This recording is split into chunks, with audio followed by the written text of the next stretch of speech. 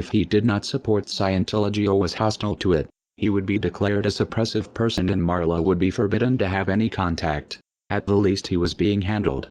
As this video shows, Kent Snyder worked regularly and closely with CCHR, actively promoting legislation favorable to them.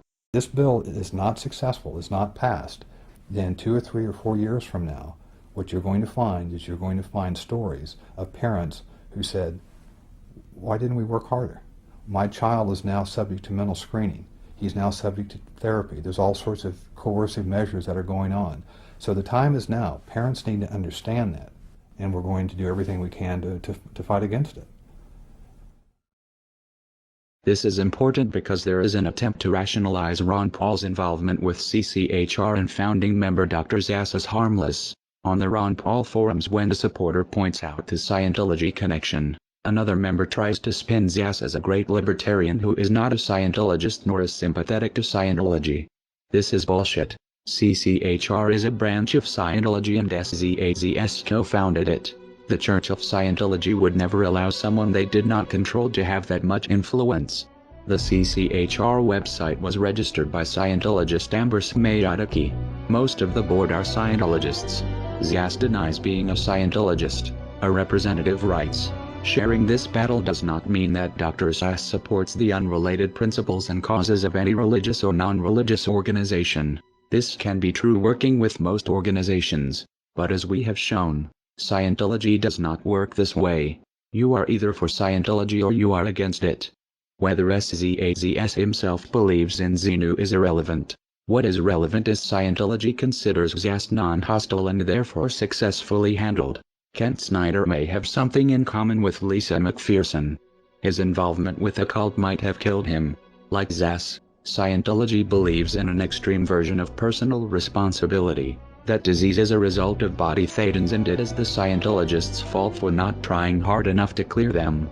If they did, goes the theory, they would be free of disease. Zass doesn't push body thetans, but he does promote a dangerous distorted idea of mental illness that has the same potential effect, discouraging people from getting help because according to him any problems they have are imaginary.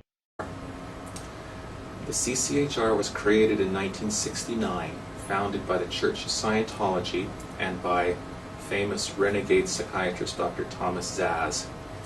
From day one, most or many of the senior leadership of the CCHR have been Scientologists. And for Zass, and of course this has been taken on big time by Scientology, therefore mental illness is not real illness. It is possible Kent Snyder's untreated illness and death was a result of adopting the Scientologist beliefs that his illness was his fault or not real. It would explain why he had no health insurance. Many Scientologists don't. It seems Snyder sincerely believed in Ron Paul's libertarian rhetoric and equally trusted his Scientologist friends, though this ultimately was not in his best interest. A further question arises. How many of Scientology ideas are influencing Ron Paul's campaign for liberty through CCHR and Zass? The Scientology connection to Ron Paul has been noted in a handful of disingenuous threads on the Ron Paul forum.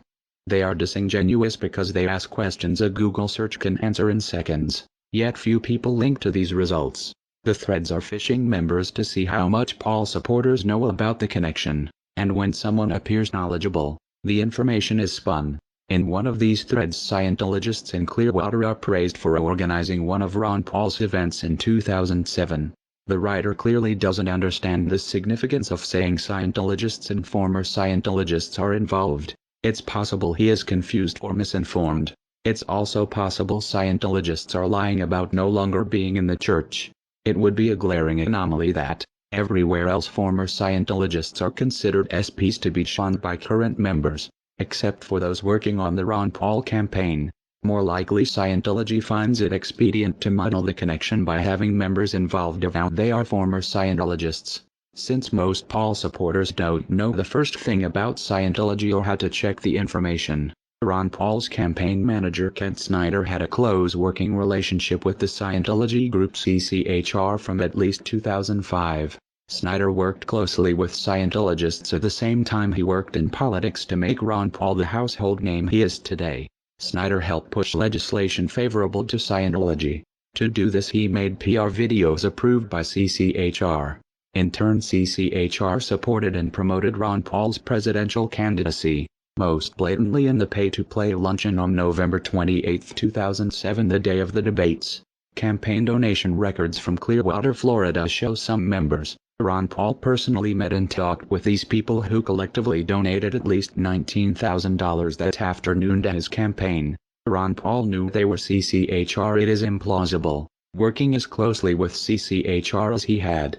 Paul did not know he was for all purposes working with Scientology. Another fact not as well known. In 2002, Ron Paul won the Thomas S. Zass Award as a tireless defender of individual freedom. That puts Ron Paul's personal association with Scientology back almost a decade.